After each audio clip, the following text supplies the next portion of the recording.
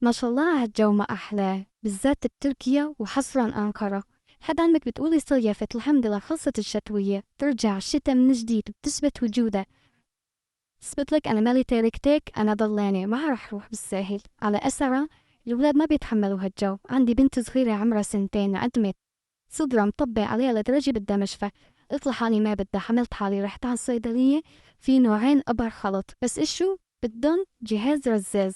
هالإبرة وهالإبرة بتخلطينه ببعض وبتدعيلي 3 جلسات بالنهار برجع ابنك ما فيه شي.